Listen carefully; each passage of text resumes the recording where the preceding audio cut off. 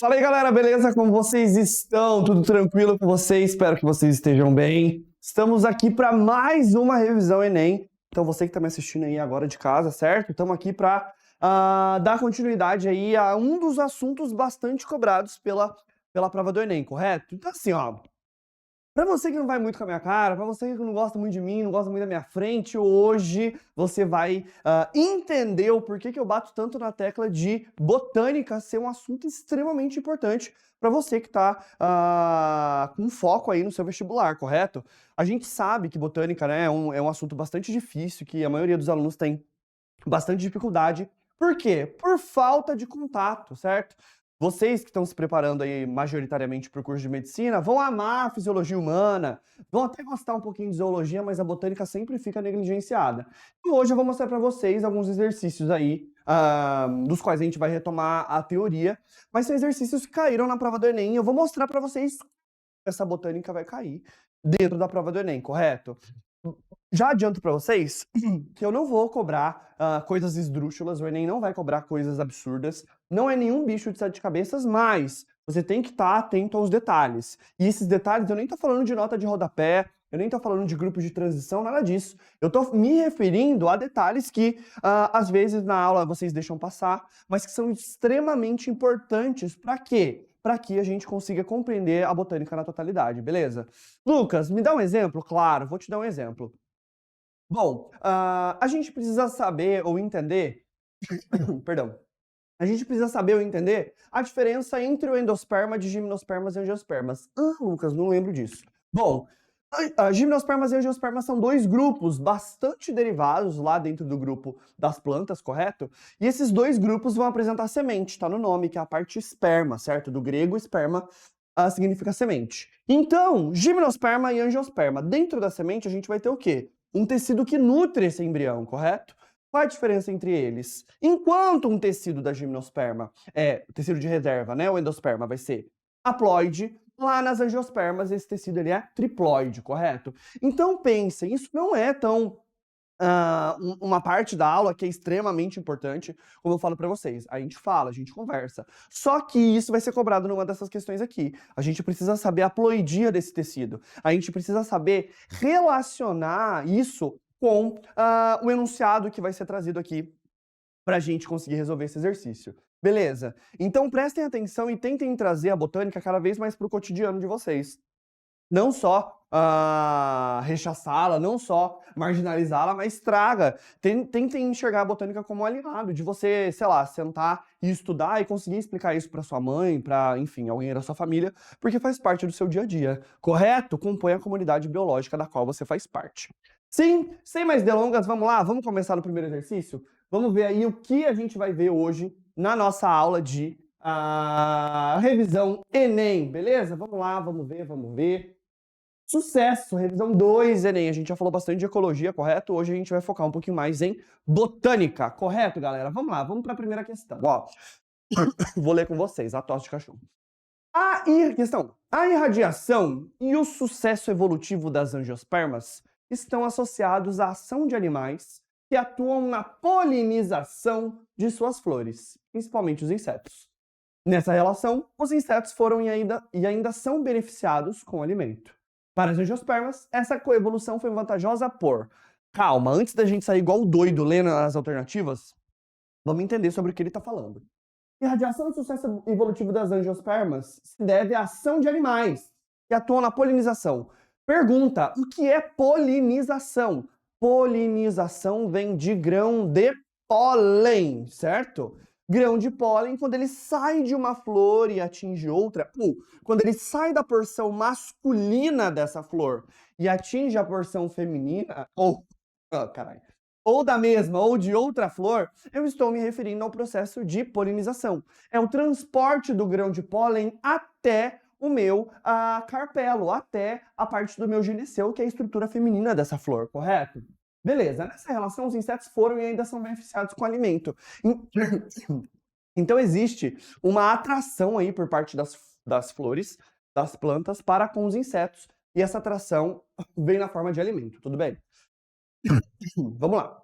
Para as angiospermas, essa coevolução foi vantajosa por reduzir a ação dos herbívoros reduzir a competição interespecífica, aumentar a sua variabilidade genética, aumentar a produção de grãos de pólen, aumentar a independência da água para reprodução. Então a gente está falando de uma vantagem da coevolução, ou seja, da relação planta, animais ou os insetos que são polinizadores, animais polinizadores. Pensa comigo, galera. Se eu tenho essa planta sendo representada pela minha mão esquerda, beleza? Essa planta é uma planta perdão, monóclina, ou seja, ela tem estruturas masculinas e femininas dela, ok? E a minha planta na mão direita também. Essa planta na mão esquerda, ela pode sofrer autofecundação, correto? Então, os grãos de pólen produzidos na antera dela podem fecundar aí o meu gineceu. E a planta na mão direita também. O que esse organismo, que é o passador, polinizador, vai fazer? Ele, atraído por uma substância, né, interessante aí, que fornece alimento, vai pousar nessa planta, nessa flor da minha mão esquerda, voa, voa, voa e pousa na planta da minha mão, na flor da minha mão direita, correto? Esse transporte de pólen feito por esse vetor é a polinização. O que ela, quais são as vantagens dessa polinização cruzada? Eu estou levando informações genéticas dessa flor para essa flor, correto? Processos de autopolinização não são ricos geneticamente. Eles não garantem variabilidade genética. Correto? Faz sentido isso para vocês? Então, vamos pensar nisso. Vamos ver o que isso significa, né? Como isso vai acontecer. Bom, coloquei 2 casos aqui para vocês. O que acontece numa planta monóclina, ou seja, ela tem a parte feminina e masculina? A gente tem, então, os grãos de pólen sendo produzidos nas anteras, fecundando aqui, né, o ovário da mesma flor. Isso não garante variabilidade genética. Por quê? A mesma planta produziu o gametófito masculino e o gametófito feminino, e, consequentemente, o gameta masculino e o gameta feminino, correto? Agora, a polinização cruzada consiste, então, do grão de pólen produzido nessa flor germinar e fecundar o óvulo, né, de uma outra flor. Isso é fecundação cruzada. Lucas, isso pode ser favorecido por quem? Pelo vento ou pela ação de animais, nesse caso. Foi o que eu representei aqui embaixo para vocês. Olha a abelhinha, que bonitinha. Essa aqui a gente chama de perna coletora. Perna coletora de quê? De grão de pólen. Ela vai pousar nessa flor. Ai, que lindo. Se alimenta aqui. Voa, voa, voa, voa. Vai se pousar nessa outra flor aqui. E aí, com isso, ela transporta o grão de pólen de uma flor para outra, garantindo aí uma variabilidade genética, correto? Então, a coevolução, ela vai ser vantajosa para os dois lados. Por quê? Porque ela vai garantir aí a variabilidade genética presente nas flores e ela também, e esses animais vão ser favorecidos pelo quê? Pelo alimento que está sendo fornecido. Depois eu pego. Oh, valeu. Foi mal, gente. Essa tocha de cachorro tá foda, né? Vai ser favorecido por esse alimento produzido pela flor, correto? Então, por esse motivo, a gente vai ficar com a alternativa de letra C. Dá pra ver aí? Aumentar a variabilidade genética. Fecundação cruzada é sinônimo de aumento da variabilidade genética, beleza? Valeu. Tudo bem? Eu espero que sim. Como tá aí em casa? Responde. Eu vou imaginar que tá tudo bem. Demorou? Demorou, então. Bora? Let's go? Vamos pra próxima? Questão 2. Também falando sobre diversidade genética. Dá pra ver que o Enem gosta de cobrar isso, ok? A ampla diversidade genética é uma característica presente nas plantas fanerógamas. Tem que lembrar o que são plantas fanerógamas. E ocorreu em razão da presença de estruturas reprodutivas que lhes garantiram sucesso adaptativo. Eu chamo de prova não, eu chamo de mãe, porque o Enem acabou de explicar para você o que é uma planta fanerógama. Demorou? Os insetos contribuem para a manutenção e o aumento da variabilidade genética, ao transportarem diretamente para o órgão reprodutivo da flor uma importante estrutura desse grupo vegetal. A estrutura vegetal carregada pelos insetos está diretamente relacionada ao incremento do referido processo nesse grupo vegetal. Galera, basicamente o que a gente falou na questão anterior, correto? Mas vamos entender. Primeiro ele falou sobre as fanerógamas. Se você não lembra, aliás, se você lembra da nossa aula, você vai lembrar que fanero, do grego, vem de aparente. Gamas, gamia, união, junção, fecundação, tudo bem? E ocorreu em razão da presença de estruturas reprodutivas que lhe garantiram sucesso adaptativo. Estruturas reprodutivas visíveis, no caso das gimnospermas, os estróbilos, No caso das angiospermas, as flores. Demorou? E eu estou falando de novo da contribuição dos insetos para a manutenção e aumento da variabilidade genética. Ok. Estrutura vegetal carregada pelos insetos está diretamente relacionada ao incremento referido do processo nesse grupo vegetal. Muito simples, nem precisaria ficar debatendo muito tempo aqui com vocês. Se eu tenho um inseto polinizador, a estrutura que vai ser carregada, transportada pelos insetos, vai ser o grão de pólen, polinização. Tudo bem? E aqui ele dá várias sugestões, né? 5 alternativas. Mas, ó, a gente vai ver as abelhinhas exatamente dessa forma aí, quando esses grãos de pólen são amarelados, né? Elas ficam todas... Nossa, essa foto aqui com 2 megapixels. Amei. Mas ali tá melhor. Elas ficam todas carregadinhas de grãos de pólen e isso facilita o transporte dessa estrutura, que é o gametófito masculino, até outra flor, beleza? Por esse motivo, a gente vai ficar com a alternativa de letra D. Grão de pólen que favorece a fecundação cruzada, como a gente já havia dito e conversado lá no nosso exercício anterior. Tudo bem?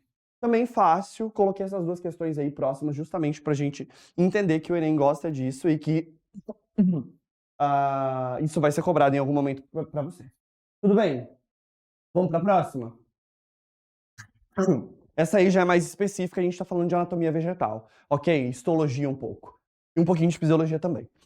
Um anatomista vegetal, examinando os tecidos de uma espécie de angiosperma, evidenciou a presença de 1. Epiderme com cutícula fina, 2. Aerênquima bem desenvolvido, 3. Feixes vasculares pouco desenvolvidos, 4. Estômatos na face superior da folha.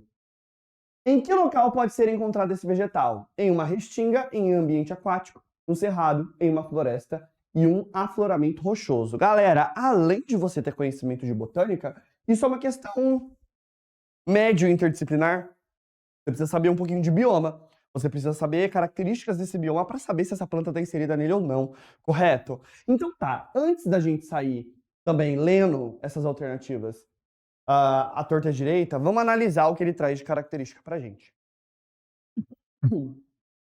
Epiderme com cutícula fina. Sobre a cutícula, que é uma camada de deposição de um lipídio chamado de cutina. Se é um lipídio, é uma substância hidrofóbica, né? Impermeabilizante, impede aí a transpiração excessiva dessa planta. A gente pode afirmar que, se é fina, ela está num lugar com duas características ambientais. Ou ela tem um abastecimento hídrico que não é um fator restritivo para o seu desenvolvimento, correto? E é um lugar que não tem uma radiação extremamente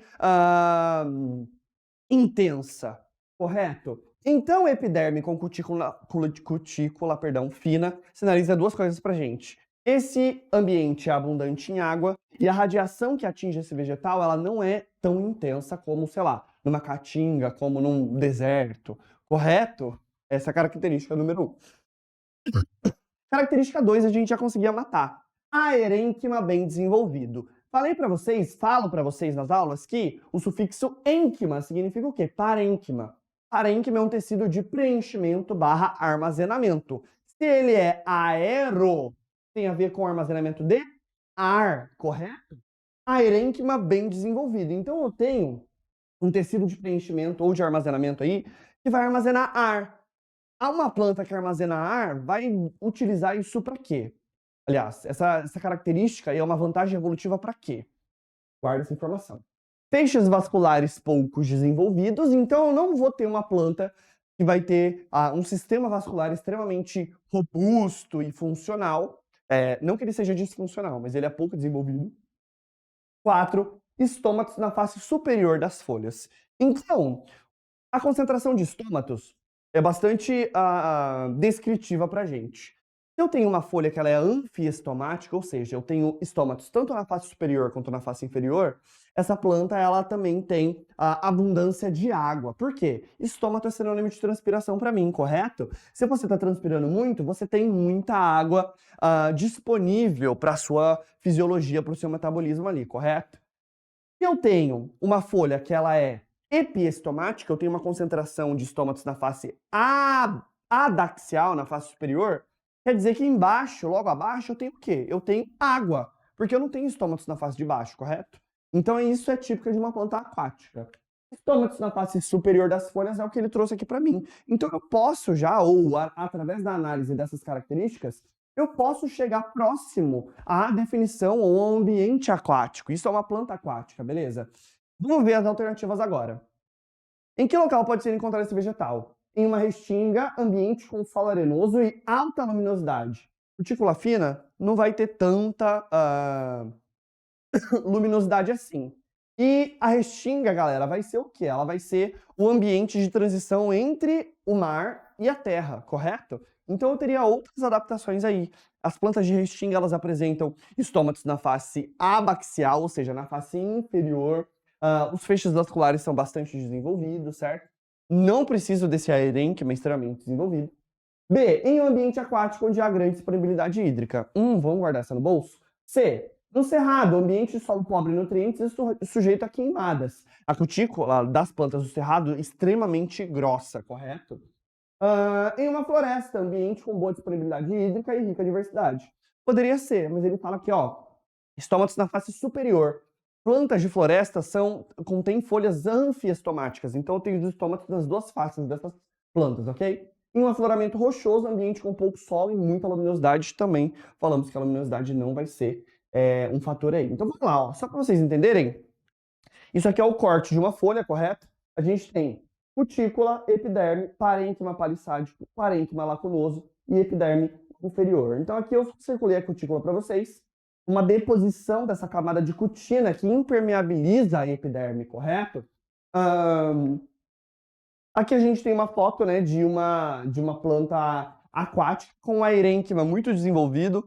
O que é isso, então? É um tecido de reserva de ar, correto? Olha o tamanho desses bolsões aqui que promovem aí a flutuabilidade, aumento da flutuabilidade dessas plantas, correto?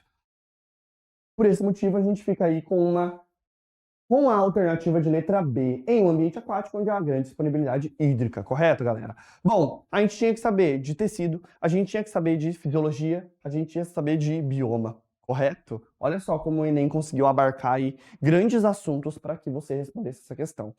Beleza, galera? Bora para a próxima? Estão entendendo? Fala comigo aí. Sim, sim, sim, sim. Let's go, vamos lá? Vamos para a próxima? Questão de número 4. Essa questão é ótima. No século XVII, deixa eu tomar um golinho de água aqui, peraí. Vamos lá, ó. No século XVII, um cientista alemão chamado Jean-Baptiste van Helmont fez a seguinte experiência para tentar entender como as plantas se nutriam. Parênteses, esse cara a gente fala lá na aula de origem da vida também, certo? Van Helmont fez várias experiências aí para tentar provar que a abiogênese era a teoria da vida, a teoria da geração espontânea, correto? Um ser vivo poderia ser originado a partir de coisas inanimadas, através da geração espontânea. Hoje em dia a gente sabe que não é assim, mas ele foi uma figura importante defensora aí da minha abiogênese, ok? Vamos lá. Para tentar entender como as plantas se nutriam. Plantou uma muda de salgueiro, que pesava uns 2,5 kg, em um vaso contendo 100 kg de terra seca. Tampou o vaso com uma placa de ferro perfurada para deixar passar água. Molhou diariamente a planta com água da chuva. Após 5 anos, pesou novamente a terra seca e encontrou os mesmos 100 quilos, enquanto que a planta de salgueiro pesava 80 quilos, ok? Os resultados desse experimento permitem confrontar a interpretação equivocada do senso comum de que as plantas A. Absorvem gás carbônico do ar. B. Usam a luz como fonte de energia. C. Absorvem matéria orgânica do solo. D. Usam a água para constituir seu corpo. E. Produzem oxigênio na presença de luz. Galera, essa questão é bastante intuitiva aí também. Ela está no seu material didático, mas ela é bastante direta, né? Através do enunciado, essa é uma questão exemplo para a gente conseguir utilizar o enunciado a nosso favor. Então, o que está acontecendo aqui? O cara pegou um salgueiro de 2,5 kg e plantou num vaso contendo 100 kg. Depois de um tempo, depois de 5 anos, ele pesou o conteúdo do vaso, ainda tinha 100 kg de terra seca, mas o cara aí já tinha 80 kg. Ou seja, essa planta cresceu, essa planta se desenvolveu, essa planta tem um peso, né, uma massa aí muito maior, uma massa corporal muito maior, mas a quantidade de terra seca daquele vaso não mudou, ela ficou inalterada, são os mesmos 100 quilos de 5 anos, dos 5 anos anteriores, correto? Isso prova. Olha o que ele pede. Resultados desse experimento permitem confrontar a interpretação equivocada do senso comum de que as plantas absorvem matéria orgânica do solo. Ô, gente, isso não vai acontecer. Planta é um organismo autótrofo. O que o cara é autótrofo?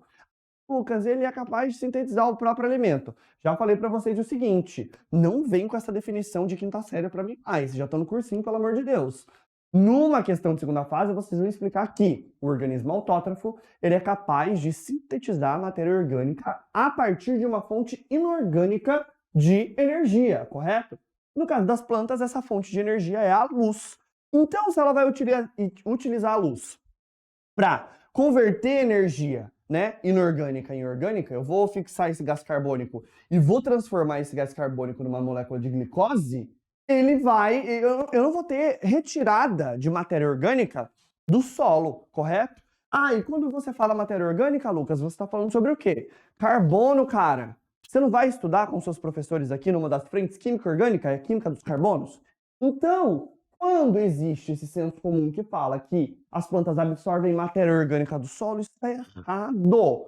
Elas produzem matéria orgânica a partir da conversão da luz, correto? Então vamos lá, eu botei essa também 2 megapixels, dá para ver que eu escolhi as imagens perfeitas para o de hoje.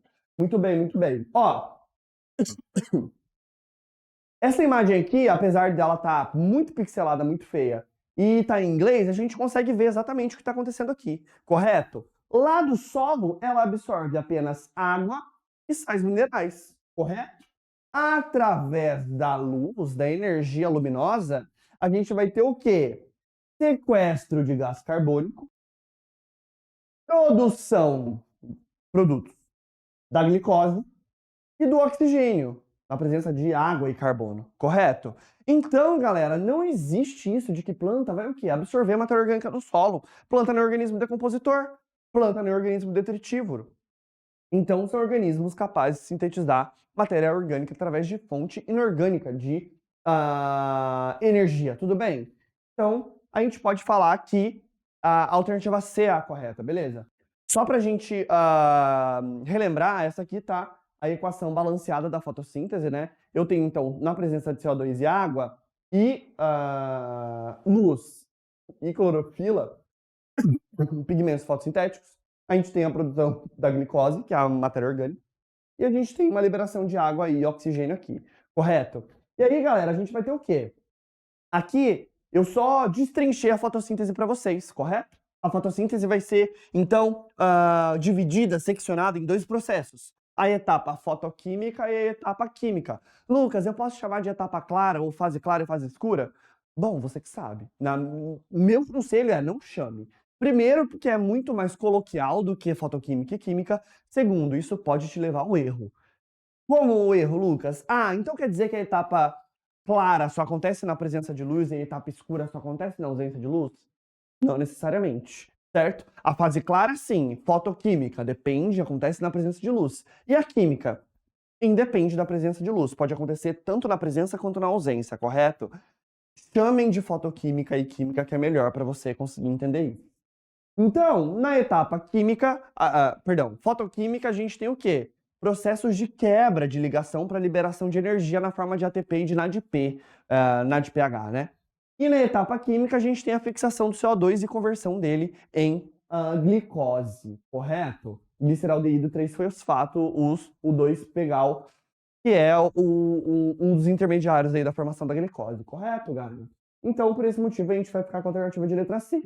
Absorvem matéria orgânica do solo. As plantas não fazem isso, uma vez que elas apresentam capacidade de síntese do próprio alimento, ou síntese de matéria orgânica, beleza? Vamos para a próxima. 7. A figura ilustra o movimento da seiva xilêmica em uma planta. Falou xilêmica, eu posso falar que é a absorção de seiva bruta, água e sais minerais, correto? Então aqui a gente tem uma imagem, né, bastante bonitinha aqui, ó. Aqui ele está representando a água do solo penetrando nas células, seguindo um caminho aqui até atingir o xilema. Uma vez no xilema, ela é conduzida de forma ascendente e chega aí nos vasos xilemáticos de folhas. Lucas, como você sabe que é folha? Olha o estômago aqui, olha o mesófilo aqui, correto? E está sendo liberada na forma de vapor d'água. Vamos lá. Mesmo que essa planta viesse a sofrer ação contínua do vento e sua copa crescesse voltada para baixo, essa seiva continuaria naturalmente seu percurso. O que garante o transporte dessa seiva é, galera, a gente tinha que saber um conceito de condução de seiva. Na aula de condução de seiva, a gente abordou, vai abordar isso, que é como essa água vai ser conduzida, certo? Então a gente tem uma teoria chamada de teoria da adesão, coesão, tensão, ou teoria de Dickson, correto? Essa teoria de Dickson vai mostrar pra gente, vai explicar como é que essa água consegue sempre seguir um movimento ascendente no corpo dessa planta. E aí eu trouxe para vocês esse esquema, que é o exato mesmo esquema que caiu na prova, só que colorido e mais detalhado pra gente, correto? Então lá na raiz a gente vai ter o quê? A gente vai ter os pelos radiculares. E existem algumas plantas que apresentam uma característica adaptativa chamada de pressão positiva da raiz. Eu tenho um acúmulo de alguns sais dos pelos radiculares, para quê? Para que esses pelos fiquem hipertônicos em relação ao solo e eu tenha a entrada de moléculas de água, né, por osmose. Uma vez dentro do corpo da planta, essa água vai seguir um caminho célula a célula até atingir o xilema. E aí a gente vai ter outras propriedades da molécula de água garantindo esse movimento. O primeiro deles, capilaridade. A água tende a subir mais facilmente em vasos ou em regiões que têm um calibre muito menor, né? Enfim, um calibre de um fio de cabelo, por exemplo, essa água subiria mais fácil, por conta da adesão entre as moléculas e da coesão da molécula de água com a parede desse tubo, correto? E essa tensão, lá na mecânica, né, a gente tem a tensão como uma força de puxar, mais ou menos, correto? Então, assim, eu estou executando uma força de tensão quando eu puxo esse passador para extremidades opostas, correto? Isso é uma tensão. Então, há um cabo de guerra, por exemplo. Se eu tenho um grupo de pessoas de um lado, um grupo de pessoas do outro, a gente está tensionando esse cabo, essas forças aí seguindo direções opostas, para a gente seria uma tensão, correto? Então, o que seria, né, a força de tensão? Lá nos estômagos, a gente está tendo a eliminação de água na forma de vapor. Então, esse déficit aqui, que fica nessa cavidade estomática, nessa cripta estomática, por conta aí da evaporação dessas moléculas, promove aí uma tensão, como se fosse uma puxada nessa coluna d'água, que está muito juntinha, que está muito coesa, correto? Exatamente por isso que essa teoria recebe o nome de teoria da adesão, coesão e tensão. Correto, galera? Exatamente por isso que a gente vai ter um movimento sempre ascendente dessa água. Aí tem uma outra foto que mostra aí a mesma coisa que eu falei para vocês. Pressão positiva de raiz, por osmose a água entra, atinge os vasos xilemáticos, começa a subir. A adesão entre as moléculas, na verdade, adesão com a parede do vaso, coesão entre as moléculas e a força de transpiração aqui, força de tensão, sendo gerada lá pela transpiração dessas, correto? Por esse motivo, a gente vai ficar com a alternativa de letra E, que traz aí a resposta de transpiração. É o que garante, basicamente, o transporte dessa seiva. Por quê? Gutação, eliminação de água também pelas terminações xilemáticas, mas na forma líquida, não na forma de vapor. Aqui, ó, vapor d'água. Não poderia colocar essa, correto?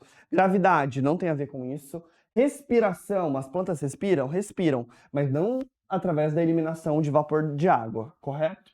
Fotossíntese também a gente sabe que não é, por esse motivo vamos ficar com a alternativa de letra E aí, tudo bem? Vamos para a próxima? Let's go! Feito! Vamos lá. A imagem representa o processo de evolução das plantas e algumas de suas estruturas. Para o sucesso desse processo, a partir de um ancestral simples, os diferentes grupos vegetais desenvolveram estruturas adaptativas que lhes permitiram sobreviver em diferentes ambientes. Então aqui eu tenho um cladograma bem bonito, tem uma alga verde ancestral aqui, uma cloróptera, gerando, né, dando origem, sendo ancestral das briófitas, pteridófitas, gimnospermas e angiospermas. Vamos lá. Quais são as características aqui presentes em cada parte desse cladograma? Gametófito dominante, arquegônio. Esporófito dominante, vasos condutores, é o que divide aí as briófitas das pteridófitas.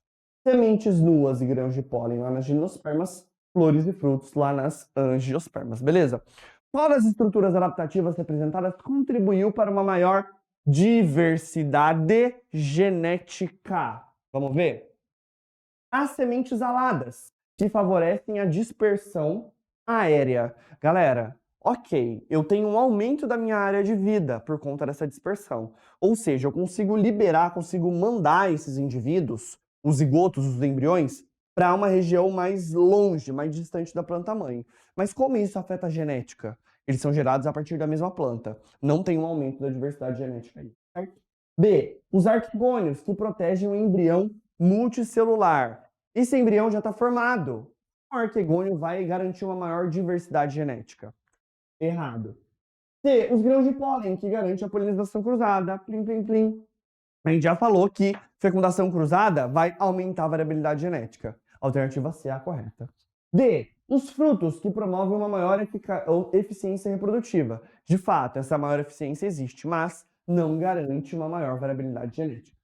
E os vasos condutores, que possibilitam o transporte de seiva bruta, ou bruta ou elaborada, enfim, isso independe isso não vai afetar aí a minha maior diversidade genética, beleza? Aí eu só mostrei para vocês, ó, uma outra abordagem da fecundação cruzada nessa imagem bem bonita. Aqui a gente tem as partes da flor, né? A gente tem o nosso gineceu sendo composto pelo estigma, estilete e ovário, o óvulo lá dentro, e o nosso androceu sendo representado aqui, né, pelos nossos estams e as nossas anteras. Na verdade, a antera e o filete garantindo a existência do nosso estame. Correto? Então, nesse caso aqui eu tenho um contexto de autofecundação. Quando o grão de pólen produzido nessa antera cai aí na região feminina da flor, e a gente vai ter a geração de novos zigotos, mas sem variabilidade genética. E aqui a gente tem a fecundação cruzada, quando um grão de pólen dessa antera vai fecundar o estigma, na verdade, o óvulo, né, de uma outra flor, correto? Fecundação cruzada é isso. Então, por esse motivo, a gente vai ficar com a alternativa de letra B. Tudo bem? Tá de boa? Como tá aí? Tá muito rápido, não tá? Espero que seja tudo tranquilo aí. Vamos, eu acho que é a última, não sei. Vamos ver? Talvez seja. Vamos lá, questão 10. Do ponto de vista genético, o número de cromossomos é uma característica marcante de cada espécie. A goiabeira, Psidium guajava, descoberta por Linneu, por isso tem aquele L, por exemplo, apresenta padrão específico de 22 cromossomos. A organização celular do gametófito feminino, saco embrionário nas flores de angiospermas, é complexa, sendo formado por um conjunto de 8 células que, após a fecundação, originarão células com diferentes números de cromossomos. Nesse grupo, as células somáticas são diploides, as gaméticas são haploides e o tecido de reserva da semente é triploide. Durante o ciclo de vida de uma goiabeira, quantos cromossomos podem ser encontrados respectivamente na oosfera, no zigoto e no endosperma? Bom, vamos aqui para a lousa, só para mostrar uma coisinha aqui para vocês. Ó, a gente precisa de conhecimentos de genética para a gente conseguir responder essa questão. Primeiro de tudo, eu preciso saber o que é ploidia. O que é ploidia? Ploidia nada mais vai ser então definida como o conjunto cromossômico, a forma de organização desse conjunto cromossômico, beleza? Não vamos colocar aqui, ó, organização do conjunto, vou abreviar, cromossômico, não é cromossômico, cromossômico, correto? Como eu disse para vocês, esse cara ou esses caras podem estar ou sozinhos, ou em duplas, ou em trios. Um cromossomo, se ele está em dupla, se ele está em trio, esse cara aqui vai ser o quê? Um organismo haploide. Se eu tenho dois pares, na verdade, se eu tenho pares, os cromossomos sendo organizados em pares, é um indivíduo diploide, ou uma célula diploide, né? Se esses caras estão organizados aos trios, eu tenho um organismo tri, ou uma célula triploide, e assim sucessivamente. Beleza? Olha o que ele fala. A organização celular do gametófito feminino. O gametófito feminino, galera, não sei se vocês vão lembrar, lá nas angiospermas, ele descreveu aí para vocês. Também achei bastante espírito materno aí dessa questão do Enem. Eu vou ter um conjunto, então, de 8 células. Vou falar para vocês já já quem são essas células. Demorou?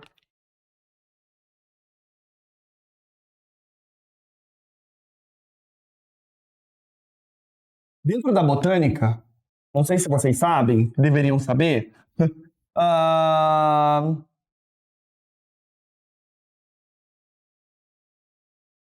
o esporo sempre gera, através da germinação, o nosso gametófito. Então, lá nas angiospermas, a gente tinha um esporo feminino, ele é chamado de megásporo.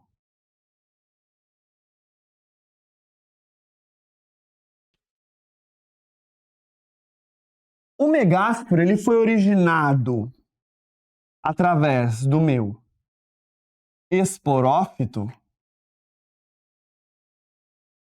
por mitose. Perdão.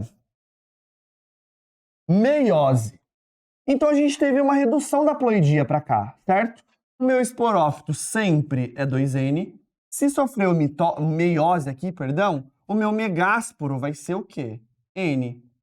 Consequentemente, o meu esporo vai gerar o meu gametófito através de mitoses, agora sim. E mitose a gente sabe que é um processo de divisão celular de caráter reducional. Então, meu gametófito é sempre N. E os meus gametas, ou seja, as minhas células geradas a partir do meu gametófito, também são haploides. Correto? Também gero elas a partir de mitoses. Então, beleza. Se eu estou me referindo aí, ó, eu destruí no estúdio.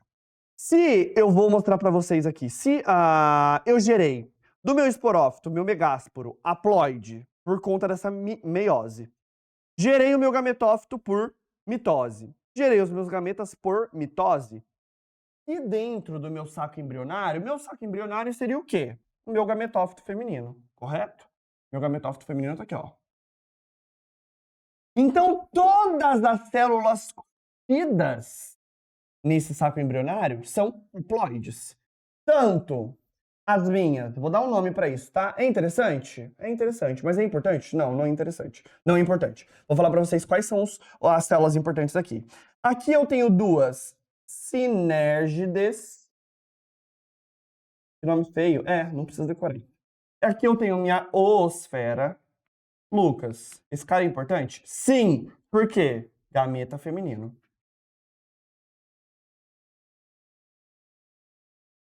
Eu tenho os meus núcleos polares.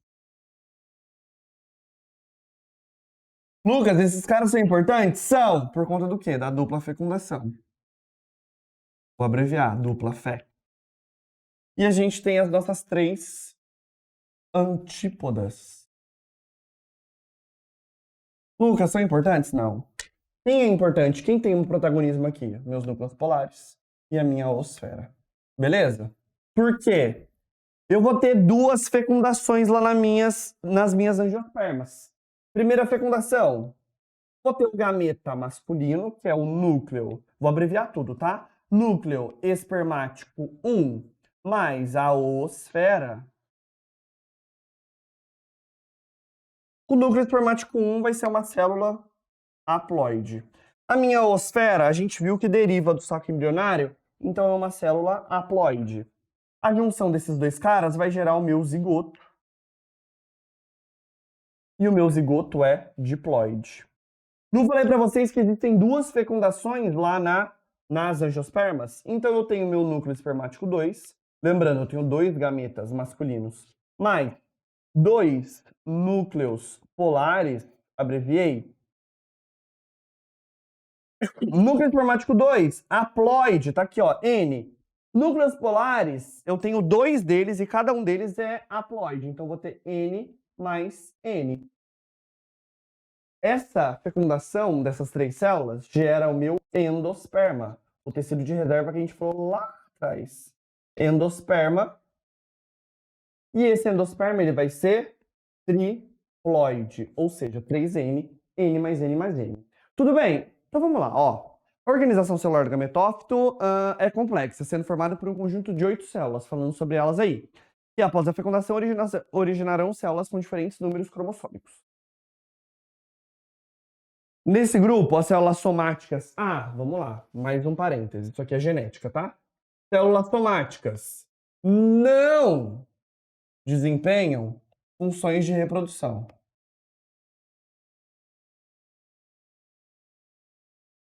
E as células gaméticas... Ele traz gamética? Sim.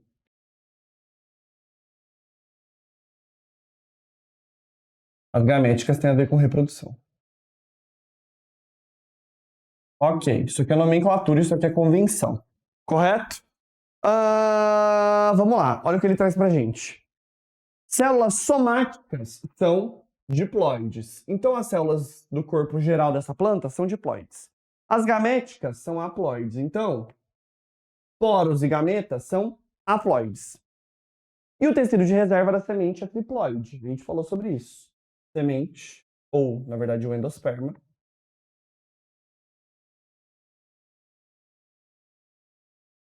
Demorou? Ok. Durante o ciclo de vida de uma goiabeira, quantos cromossomos podem ser encontrados, respectivamente, na osfera, no zigoto e no endosperma?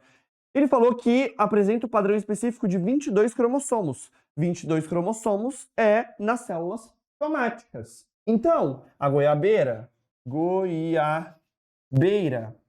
vai ser um indivíduo 2N igual 22.